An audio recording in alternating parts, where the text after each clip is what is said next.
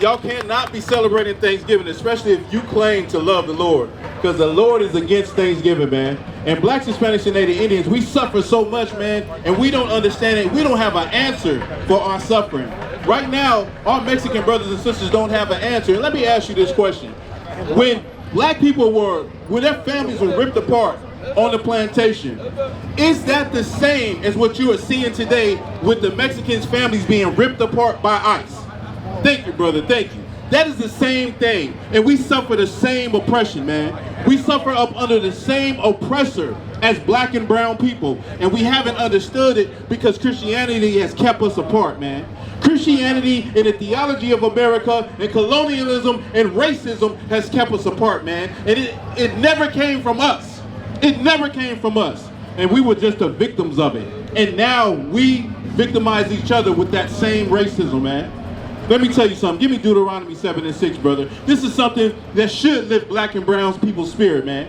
You are the salt of the earth. You are the best thing going in this world. Right. You understand? There is nothing like you under the creation that God created, but you blacks, Hispanics, and Native Indians. The problem is you don't even know it. The problem is that you're so evil and wicked and you choose to do wrong. And it takes away that magnificent power that you could have. You could have it all. We could have it all if we turn and face the east and serve our God. Give me that, Art. The book of Deuteronomy chapter 7 and verse 6. For thou art an holy people unto the Lord thy God. The Lord said that we're a holy people, but the world says that we're criminals and we're thugs. The world says that we are illegal aliens. The world says that we are natural born criminals, that, you know, we just have to destroy everything and we tear up communities. That's what the world says. But God says that you are a holy people. God says that you are special. Keep going on. The Lord thy God hath chosen thee to be a special people unto himself. And just to clarify, man, what the Lord is saying, he's saying that you are a people that should be separate. You are a people that excels when you are segregated. You understand? You can look at the history of black and brown people. You can just go about 50 to 60 years back, and you can see that black and Hispanic people were doing excellent when they were segregated and when they were separate and they were minding their own damn business and not trying to integrate, because we are holy people. The Lord designed us to be by ourselves and to serve him. You understand? We can do business with other nations, but the Lord wanted blacks, Hispanics, and Native Indians to be amongst themselves. And you see, when they were amongst themselves, those Native American Indians, yeah, they fought between each other in tribal wars and all of that, but they wasn't decimated. The buffalo wasn't decimated. It wasn't until the colonizer came, the oppressor, the man who was the devil, came and destroyed them. You understand? Go ahead, Doc. Above all people that are upon the face of the earth. Above all people upon the face of the earth. We come up in a world where it talks about equality. It talks about people being all human. You heard that before. Oh, we all bleed red. We're all human. Well, according to God, he has a special people that are above all people on the face of the earth. That don't sound like equality to me. That don't sound like we all the same to me. You understand? Is that it on it? You can drop that. Give me Isaiah 51:1. That don't sound like equality, man, because it's not. And black and brown people, you need to understand that you are supposed to be separate. You need to understand that you do have a purpose, man. The Lord does have a purpose for you. Like I said before, you are the greatest people on the face of the earth. You understand? And if you could just turn to that heritage, you would understand everything and every question that you ever had of why black people get treated the way they get treated and why Mexican people get treated the way they get treated. It's because you have a higher purpose. You have a higher calling to just be some damn African American. Be some Mexican.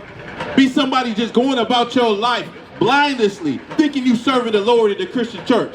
So many black and brown people gonna be in church tomorrow and not learn a goddamn thing, man. Singing and dancing, that's all it's for entertainment. You would think when you up in there, you would actually be learning something out of the Bible. You would think the pastor would actually be breaking some things down. You're not gonna learn nothing in there, man. And that's why we've been destroyed for so long, man. It's time for you to wake up. Go ahead, Doc. The book of Isaiah chapter 51 and verse 1. Hearken to me, ye that follow after the righteousness, ye that seek the Lord. Look unto the rock whence ye are hewn, and to the hole of the pit whence ye are digged.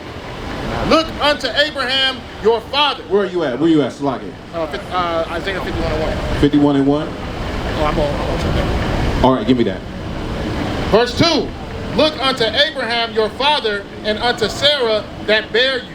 Listen, man, we come from righteous people, man. We come from a righteous heritage. And we have to look to the prophets before us. We have to awake to our heritage and understand, like, this has been going on forever.